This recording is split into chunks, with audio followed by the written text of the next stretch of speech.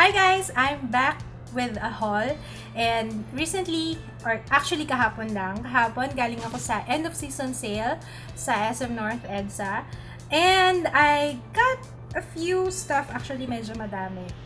Minsan lang naman to. Most of the products na kinuha ko ay yung mga requested sa akin. So, kung kayo ang nag-request ito, thank you very much for your request and asahan nyo, makikita nyo ito sa channel ko or sa vlog anytime soon. Let's begin. Isasama ko na rin yung prices if in case hindi ko masabi. Expect nyo ilalagay ko sa description box down below yung prices para hindi na kayo mahirapan. Actually, puro foundation. Alam nyo naman ako, mahilig akong mag-review ng foundation and alam ko, having an oily skin, mahirap talagang mahanap ng the best foundation, lalo na sa local products. Kasi most ng kinuha ko, available locally at saka affordable. So, yun! This is very exciting kasi minsan ko lang gawin to na mag-haul ng ganitong products kasi minsan lang ako mag-shopping. Aminado ako dun. Pero anyway, buena mano ito para buong taon lagi ako mag-shopping. Sabi ka nang biglang titingin si Kids. Anyway, okay. So, maraming nagre-request sa akin ng Kokuryu Summer Cake Foundation. Sana tama yung kinuha ko. This one is orange blush. So, ito yung nakita kong may yellow undertone. Kaya, ito yung binigay sa akin. This is 110 pesos. Mura lang. And, ganito ang itsura niya. Ito siya. Ay, naku, yung amoy. Naamoy ko na kagad. So, ganito yung kanyang itsura. And, it has yellow undertone. Ayan siya. Sa mga shade doon, ito yung closest sa color ko. And at the same time, yellow undertone. Kaya, it looks promising sa akin. Kaya, tsaka marami nagre-request nito. Sobrang dami. I think, more than 10 na yung nag-request sa akin. So, ito na. Kasi mura lang siya, 110 pesos. So, I got one. Next one I got is the FS Two-Way Cake. Nung last time, nung na-review ko is yung cake foundation lang. So, ito naman ang re-reviewin ko. Sabi nila, this is comparable sa Mac,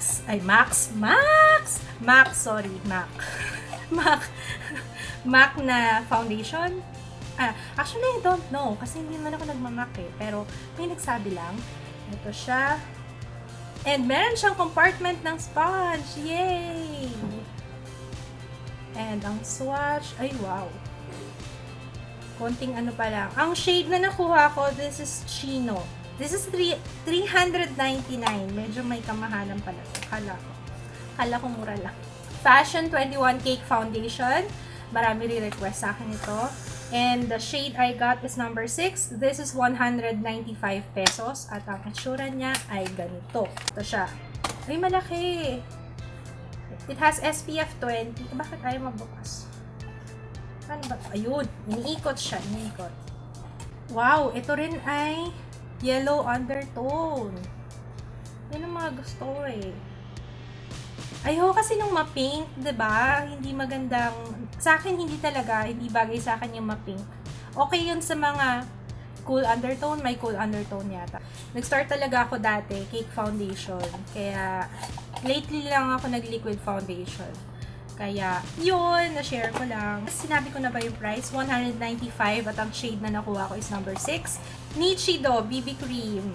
And, na-release daw to. Parang sabi ng sales attendant doon, December lang yata. Kaya medyo may kamahala pa siya. It's 238 pesos. Sa ganito kaliit. It's only, ilan ba to? 20 ml. Nung nag-swatch ako, medyo napawaw ako. Hindi, napawaw talaga ako, seryoso. Para siyang, siguro tinapatan yung EB Advanced na BB cream. Kasi parang ganun yung finish niya eh. Ang ganda ng coverage niya for a BB cream. Doon pa lang ako nagre-relaya sa swatch, sa kamay. And the shade I got is number 3 or natural. Gusto niyo mag-swatch ako? Huwag na, abangan niyo na lang yung first impression review ko niyan. Okay? Another foundation is, ito, requested din siya. Maybelline Dream Liquid Mousse. And, I believe nakaless siya ng 50 pesos, 549. So, most pala, ito pala, nakalimutan ko sabihin, most of the products na nabili ko, hindi siya sale.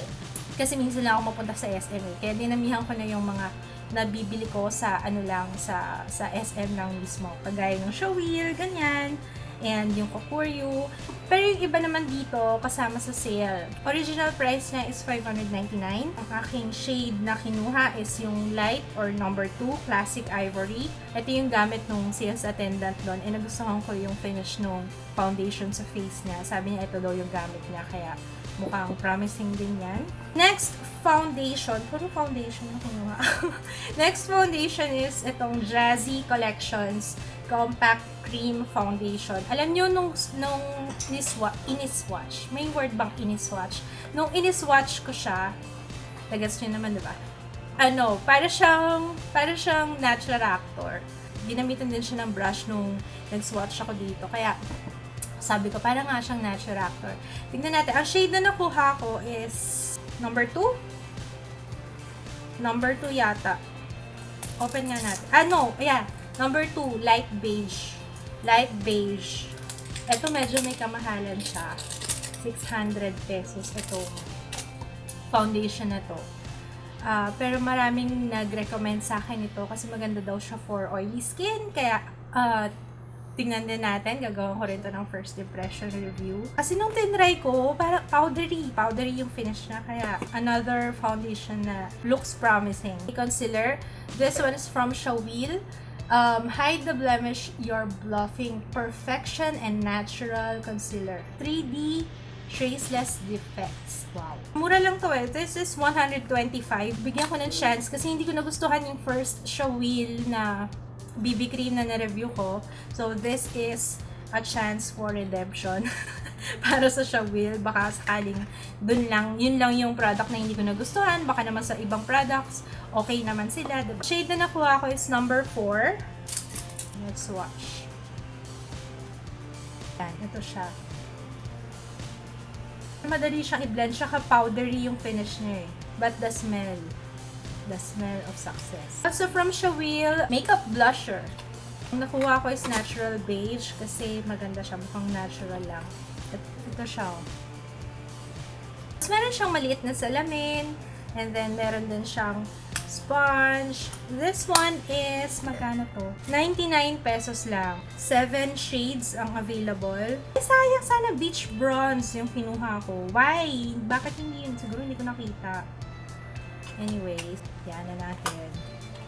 Let it go.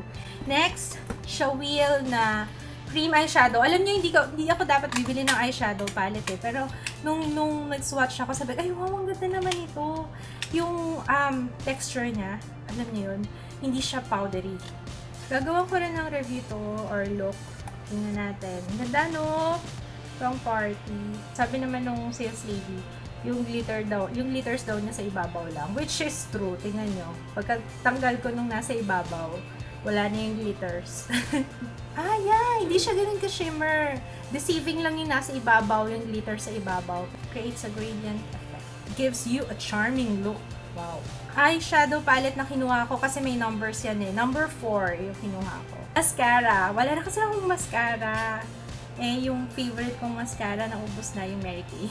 Tingnan natin kung okay tong mga Nishido mascara na to. Kasi nag-sale. It's 25% off na sila. Isa, 216. Yung isa, 171. Yung isa, 216. Itong volume lash. This Nishido High Definition Lash Curler Mascara. 7 times Volume Curl Mascara. Siguro ang gagawin ko dito, comparison review na lang sa vlog kasi mas maganda yung itsura pag sa photos. Yun lang! That's it for the makeup. Bumili rin ako ng paddle brush. Ginagamit kong iron na pang curl. Sobrang tight yung curls niya. So after that, kailangan ko talaga siyang i-brush. Feeling ko, mas magandang pang-brush yung mga ganito, mga paddle brush. This is Paganini. Meron na akong Paganini before. Umabot siya ng ilang years. Kaya, isa sa trusted brands ko pagdating sa brush, tsaka sa suklay. Paganini talaga. That's it for my haul. Comment lang kayo sa baba kung ano yung request nyo, kung anong gusto nyo unahin ko. Kasi talagang sa comments nyo, doon ako nagre-rely kung ano yung uunahin kong products for review. If you have suggestions, comment lang kayo sa baba. Sana nag-enjoy kayo sa panonood and see you again next time. Don't forget to give me a thumbs up if you want more hauls. Thanks for watching. Bye! Kasi po, mama.